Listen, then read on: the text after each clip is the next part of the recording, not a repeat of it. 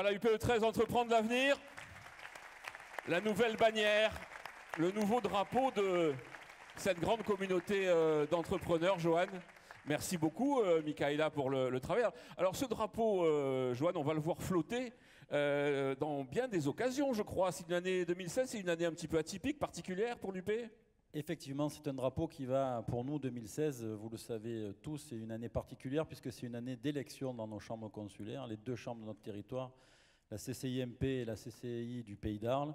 Et donc ce drapeau flottera avec nos deux chefs de file, Jean-Luc Chauvin et Heidi Salazar, qui sont là dans la salle au premier rang avec nous et qu'on verra tout à l'heure plus longuement.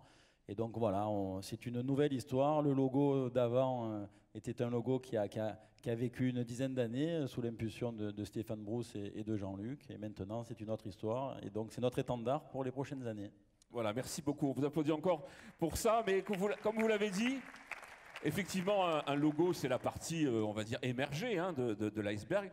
Vous nous avez dit que vous avez lancé un peu une réingénierie de l'ensemble de l'UPE 13. Et on va commencer avec Thierry Berger. Thierry Berger, qui est vice-président de l'UPE 13, en charge des TPE-PME et de l'emploi. Les TPE-PME, Thierry, c'est vraiment le cœur. C'est 94% des entreprises de ce territoire. Et vous avez souhaité développer les actions qui sont entreprises en faveur de ces catégories d'entreprises. Bonsoir Thierry, bonsoir à tous. Oui, en effet, alors c'est pas 94 Thierry, c'est 99,6% des entreprises de moins de 49 salariés. Bon. Et ça représente 54% de l'emploi des salariés sur la métropole. Alors, l'action TPME, c'est une action de terrain. C'est une action qu'on a voulu au cœur du programme de Johan Mensivenga et de l'équipe. Pourquoi? Parce que justement, elle représente un grand nombre d'entreprises. Alors, on a essayé de la structurer. Elle existait déjà sous l'ancienne mandature. On a essayé de la transformer, de la dynamiser. Et qu'est-ce qu'on a fait? On l'a structurée en créant un réseau de pilotes. Ce sont des chefs d'entreprise qui sont sur le terrain et qui animent en même temps un réseau d'éclaireurs qui, eux, sont à l'écoute des autres chefs d'entreprise adhérents de l'UPE 13. Donc, quand on est chef d'entreprise et qu'on rencontre un chef d'entreprise, déjà, on peut avoir une sensibilité d'écoute et de compréhension peut-être supérieure, c'est ça? On a la même sensibilité et surtout, comme on est là pour les accompagner, comme on est là pour leur donner le réflexe UPE 13, eh bien, on essaye de régler leurs problématiques quand ils en ont et en tout cas de faire remonter. On a eu la chance d'avoir Thibault Langsat qui est venu nous voir par 2 fois sur Marseille, qui est le vice-président du MEDEF en charge des TPE et des PME. J'ai pu, chaque fois que je l'ai rencontré, lui faire passer des messages que j'avais recueillis sur le terrain, et c'est ça qui est important. Alors ce soir, Thierry, les éclaireurs sont dans la salle, ils seront au cocktail. Ils sont là, les éclaireurs, ils ont un badge, ils ont leur petit badge comme moi. Voilà, ils peuvent le lever. Et donc j'invite les chefs d'entreprise merci, bravo. qui ont besoin parce que tout à l'heure je discutais avec quelqu'un, quand on arrive ici, qu'il y a 1200 personnes, c'est un petit peu difficile. Alors même si on n'est pas trop timide ou quoi, ou qu'on est un peu réservé, c'est difficile d'aller vers l'autre, d'aller rencontrer. Le réseau des éclaireurs, c'est ça, c'est vous aider à aller vers l'autre. Et à faire un peu de réseau. Alors il y a un deuxième sujet qui est important aussi et sur lequel vous avez beaucoup travaillé, Thierry, c'est l'emploi. Et en particulier sur le territoire d'Aubagne, Gémenos, Ciotat, vous avez monté, j'allais dire un truc, pardon. Vous avez monté quelque chose, non, parce que je n'arrivais pas à trouver exactement ce que c'était, parce que la méthode est nouvelle. Ça s'appelle Lab-Emploi. Alors c'est quoi Lab-Emploi? Alors en effet Thierry, moi ça fait plus de 15 ans que je suis militant à l'UPE 13 et j'ai démarré, comme vous le savez, en territoire. L'emploi, ça a toujours été ma préoccupation, en me disant, chef d'entreprise, qu'est-ce que je peux faire pour arriver à ce que l'économie marche mieux, que les entreprises embauchent et qu'on se retrouve avec moins de chômage. Le chômage, il est supérieur à 12% dans les Bouches-du-Rhône, donc il est important. Et sur Aubagne, on s'est dit, qu'est-ce qu'on peut faire, comment on peut organiser ça, tout en étant sur, comme vous le disiez, une structure peut-être informelle. Et on s'est mis autour de la table, l'UPE 13 a été fédérateur, a rassemblé la communauté d'agglomération, la mairie, la ville d'Aubagne, le pôle emploi, bien entendu, la mission locale, la directe. Et une fois qu'on a été tous autour de la table, on dit qu'est-ce qu'on peut faire. Vous êtes en train de nous dire que ces gens-là n'ont pas l'habitude de se parler, c'est ça, en matière d'emploi? Décloisonner les mondes. Je ne peux pas vous dire mieux, Thierry. Décloisonner les mondes, on a essayé que justement on se parle, et donc ça se comprenne.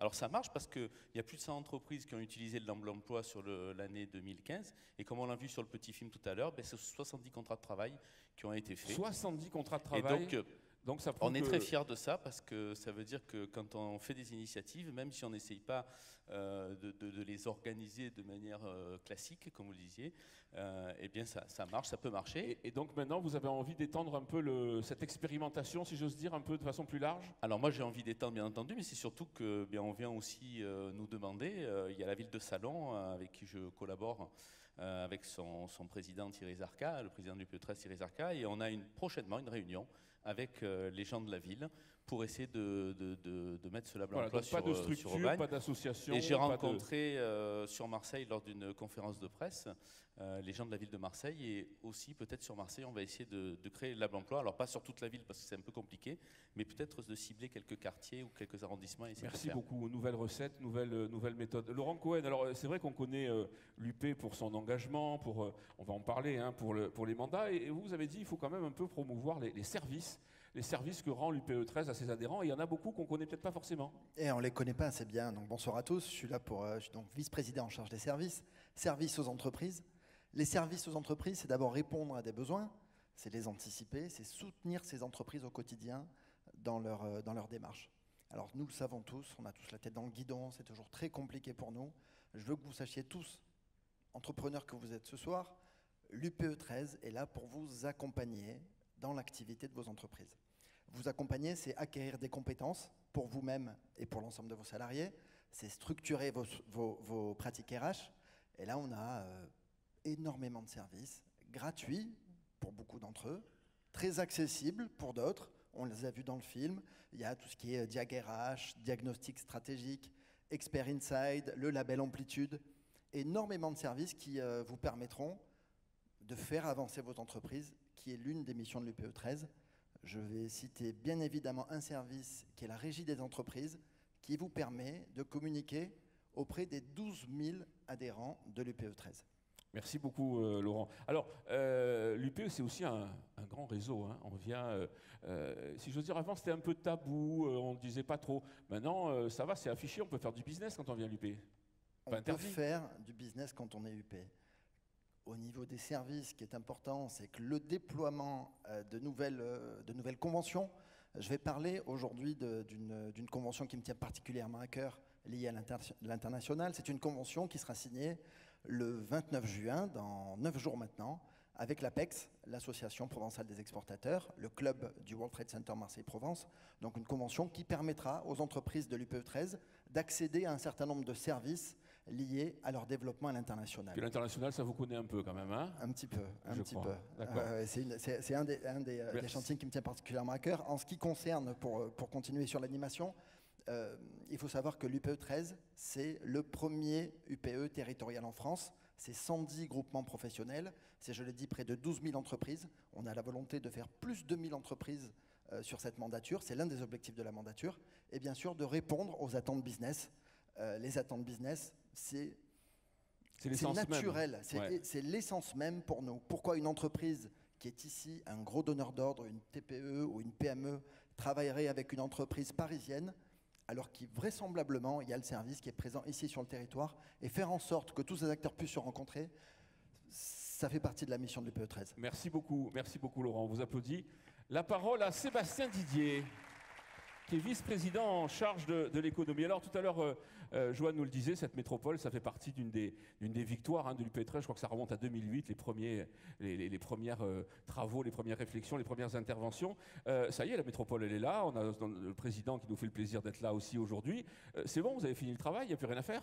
Ouais, Thierry, on ne s'est jamais caché, nous, dans le monde économique, on a toujours été des fervents supporters de la métropole. Et c'est vrai que la fin des tergiversations, entre guillemets, le fait de voir la métropole réellement créée, ça a été accueilli avec un vrai soulagement. Parce que c'est vrai qu'on a eu un peu peur au niveau de l'UPE13. On a eu peur d'abord d'un point de vue en termes d'image, parce que c'est vrai qu'à chaque fois qu'on met en avant des points négatifs, ça permet toujours à ceux qui veulent parler négativement de Marseille de pouvoir remettre le sujet sur la table. Et ça commence à être fatigant. Mais on a eu peur aussi pour vous, chef d'entreprise, parce qu'on s'est dit, si ça tarde à être mis en place, pas d'un point de vue politique, mais d'un point de vue administratif, ben ça peut vous mettre aussi en difficulté dans l'hypothèse où vous auriez des factures à vous faire régler par les différentes collectivités locales. Alors, on a essayé d'anticiper à la création. On a mis en place une cellule dans le but de pouvoir faire le lien entre les services de la métropole. Infométropole, c'est ça ? Infométropole, oui. Ça marche toujours ? Ça marche. Ça a permis de pouvoir communiquer. On a eu quelques chefs d'entreprise qui se sont adressés à nous. On a pu résoudre quelques cas. On reste toujours en veille, même si on voit et ça va, la métropole règle ses factures, c'est ça bon règle ses factures, on n'a pas de problème par rapport à ça.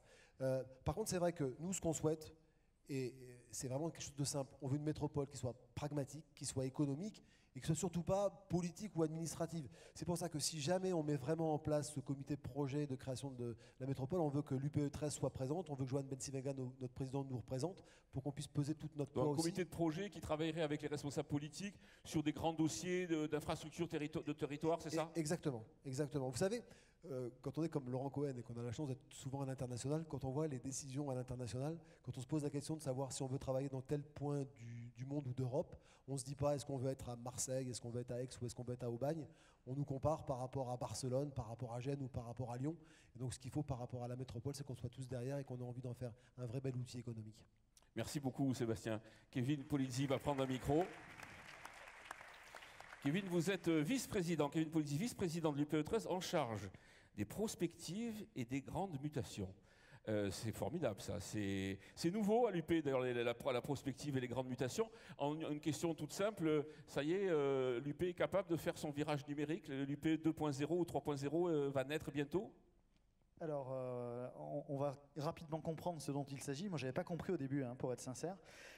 Les mutations, c'est quelque chose qui nous touche à vitesse grand V. Effectivement, l'UP est en train de faire un virage numérique qui est quasiment 270 degrés. On est vraiment dans une transition très très rapide. Et quoi de mieux que commencer par l'intérieur de l'UP, qui est finalement une structure, un petit peu moins de 100 personnes, une représentativité des populations très très large à l'intérieur et la capacité à être accompagné, que ce soit sur les réseaux sociaux, que ce soit sur les outils internes ou que ce soit même sur les services de demain, à les numériser pour les rendre plus accessibles. 99% de TPE, TPME, ça veut dire que forcément la composante numérique a un impact important sur la création de valeur. Alors la création de valeur, elle se fait aussi effectivement vous le dites, dans les TPE, PME, là aussi accompagner cette prétentieux de dire on va aider les entreprises à faire le grand virage numérique, mais en tout cas on donne l'exemple, c'est ça? Alors on va déjà essayer d'y contribuer en expliquant de quoi il s'agit, autant démarrer par les fondamentaux et la base qui ne sont pas toujours encore aujourd'hui dans les entreprises. Donc des outils, une boîte à outils de sujets qu'on peut rapidement appréhender, quel que soit son niveau en informatique ou en numérique, et puis des outils plus avancés de systèmes d'information, de pilotage, de forecast, d'outils internes. Aujourd'hui, on le voit quand même, les TPME, voire les ETI, les grands comptes, ont des niveaux d'équipement, des niveaux d'outils qui sont très très différents. Et embaucher, c'est bien, embaucher avec des outils et se battre pour rester compétitif dans un cadre qui est celui qu'on connaît, c'est aujourd'hui, à mon avis, indispensable. Merci beaucoup, Kevin. On vous applaudit pour ce travail indispensable. Alors, j'oublie pas Jean-Philippe Saldouchi et Olivier Tarazi. Ils vont tout à l'heure nous rejoindre, mais vous allez voir, en fait, ils ont une séquence spéciale sur le militantisme, donc on va leur donner la parole tout à l'heure. Mais messieurs, vous restez quand même avec nous, parce que je vais me retourner vers Johan pour lui dire effectivement, ce militantisme, on va en parler évidemment tout à l'heure, mais c'est aussi un militantisme de contenu, c'est aussi un militantisme de réflexion, de prospective de manière générale. Alors il y a une des initiatives de votre prédécesseur que vous avez souhaité garder, c'est le do tank. Alors moi je connaissais les think tanks, mais je n'avais pas entendu parler des do tank. C'est quoi le do tank, Johan? Alors vous qui êtes anglophile... Absolument, vous avez vu mon accent d'ailleurs. Un do tank, c'est un réservoir à action. Donc effectivement, tout le monde connaît le think tank, ce que c'est un laboratoire où on réfléchit, on analyse, on fait de la prospective. Bon, un do tank, c'est un endroit où on réalise des actions concrètes. Et vous savez tous, je l'ai suffisamment martelé depuis 9 mois maintenant, le gimmick de cette mandature et de ce début de mandature, c'est le décloisonnement des mondes. Et un do tank, ça fonctionne comme ça. C'est-à-dire c'est un endroit où se mêlent des gens du monde économique, des gens de la culture, des gens du monde de la santé, des universitaires, puisque ce do tank a été créé par Jean-Luc Chauvin et Yvon Berland à leur initiative. C'est quelque chose que j'aurais rêvé inventer moi-même. Malheureusement, ça a déjà été fait, mais je l'ai poursuivi. Et donc, c'est un endroit où on va prendre des sujets, on va se mettre en mode projet et on va les réaliser, mais pas que le monde économique, le monde dans sa diversité. Et on a associé plusieurs personnes à venir nous rejoindre et notamment quelqu'un qui va nous rejoindre dans Voilà, pas longtemps, et on va je l'appeler pense. tout de suite parce qu'il y a deux animateurs principaux dans ce Doutang, c'est Kevin Polizzi et puis Michel Tsimaratos. C'est le patron il est professeur de médecine, vous pouvez l'accueillir. C'est le patron du service pédiatrique de la Timone.